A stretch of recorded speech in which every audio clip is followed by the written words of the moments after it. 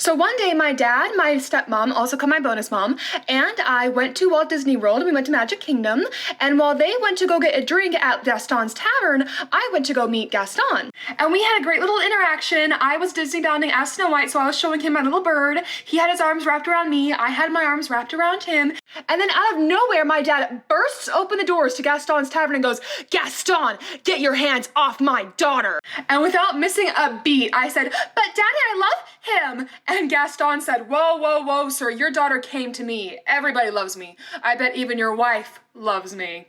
And of course, my bonus mom, who had followed my dad outside, heard that and went, "No, just completely ruined all his hopes and dreams, but it's okay, because he still gave me a nice crushing hug, and I had a great rest of my day, and I'm pretty sure he did too. So let me share a story that is an example of why I love Disneybounding so much. So one day I went to Disney World Disneybounding as Tinkerbell, and I decided to go meet Gaston. And Gaston looked to me and said, "Why are you dressed up like the Tinkerbug?" And I was just like, "Excuse you?" And he just asked, "Why would you want to look like a bug?" And I was just like, oh, Tinkerbell needs to hear about this. So I ran over and met Tinkerbell and told her what Gaston said. And she went, "Oh, by the second star, no, he did not." And I was just like, So at her request, I went back to Gaston to deliver this message for her. But that's not even the best part. I didn't have PhotoPass at the time, so I had to take a regular selfie with Gaston, and he put his arm around me to take the picture with, and I kind of made like a little stink face, and then he pulls me closer into him, like squeezes me against him, and it was all I could do to maintain my little face, because he squeezed.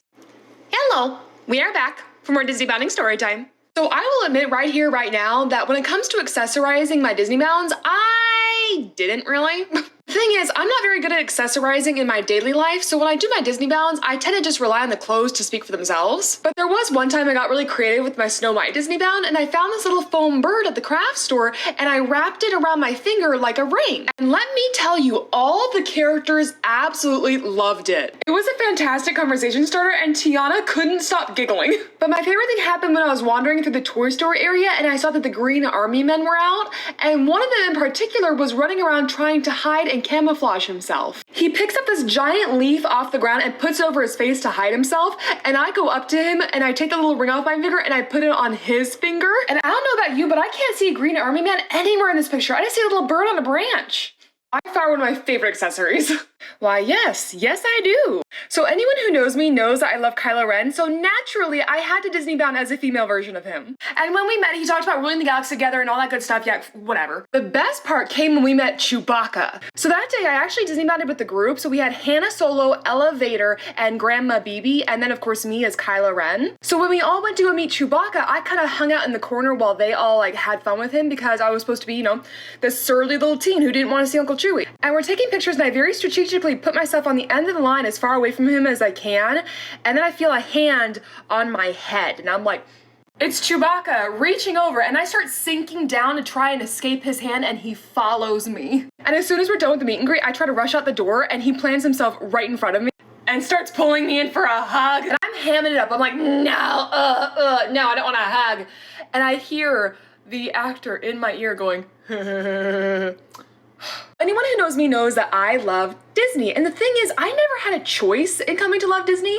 Growing up, my mom's nickname in high school was Snow White, and when my dad was working in Anaheim, he would spend his lunch breaks at Disneyland. Like, he would just clock out, run over to Disney, hop in, ride some rides, and then go right back to work and clock back in. And one of my dad's favorite things that he ever did was when I was little, he convinced me that his real name was Goofy.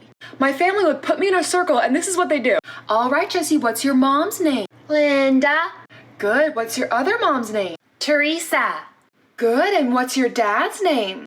Goofy. And that was my dad's favorite thing for years until, unfortunately, a family member kind of came along and ruined it by saying, that's not your dad's real name, his real name's this. But it's okay because I have a cousin who to this day, even though she's in college, still calls my dad Uncle Goofy, so he got to keep the name. So I had someone ask if I've ever gotten in trouble at Disney, and the answer is, yes. And just a quick preference, I've never worked for Disney. This is something that happened when I was a guest. So usually at Disney, adults over the age of 14 are not allowed to dress up in costumes to the parks except for during Mickey's Not So Scary Halloween Party. And one year I went to the party dressed up as Snow White. And I'm talking dress, wig, makeup, the whole 9 yards. And pretty much the second I stepped into the park, I had people coming up to me asking me for pictures. And I probably didn't get more than 2 pictures in before I looked over and a cast member is speed walking up to me. And of course, in true Disney fashion, she was very nice and very polite, but also very firm with the, "Hi, you look so cute. You can't be taking pictures, okay?"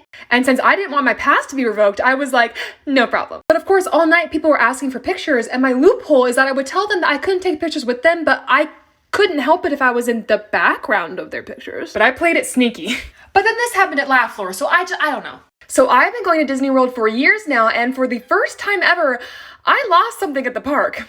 I was on a Disney trip with all these awesome guys, and throughout the day, I was trying to film funny little clips of things that happened because, trust me, when you're at Disney with these guys, there is not a dull moment, especially when we hit up 3 parks in one day. We started at Epcot, and then we went over to Hollywood Studios, and then we ended at Animal Kingdom. We get in line for Expedition Everest at Animal Kingdom, and the boys are acting all silly, so of course I whip up my phone to take a funny video of them. And once we're on the ride, I tuck away my phone, my purse, and my little Mickey ears into the bag at our feet. And this is where I made my mistake. See, in hindsight, I should have been careful to make sure that my phone was actually in my purse before I put it in the pocket, but I didn't.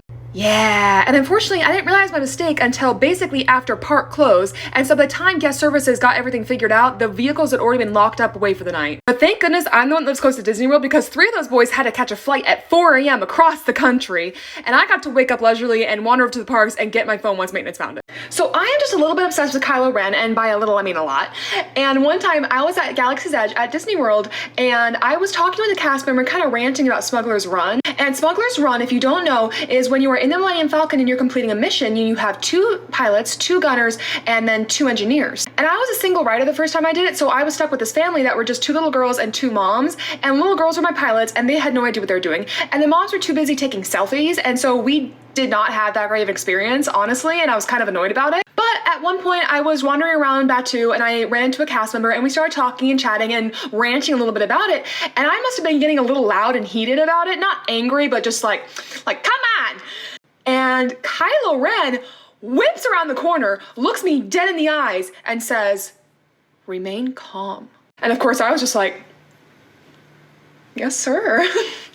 And after staring at me for a beat, he walked away and I was just like, So it's no secret that when I go to Disney, one of my favorite things to do is to meet the characters. But what's funny is when I was a kid, I almost never met the characters at Disney because my parents wanted to just go on the roller coasters and then get out. So I didn't get into meeting characters until I was already an adult, and the reason was because I got a job working as a princess for kids' parties. So after I got that job, I started going to Disney and meeting characters kind of as research. I would ask the characters questions that maybe I'd get asked as a princess just so I could see what the Disney trained people would say.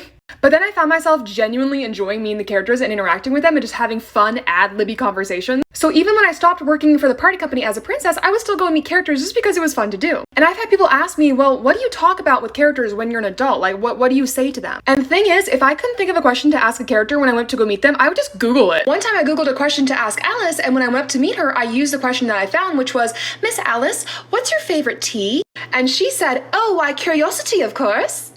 Which has gotta be one of my favorite answers. So if you can't think of a question, Google's your friend.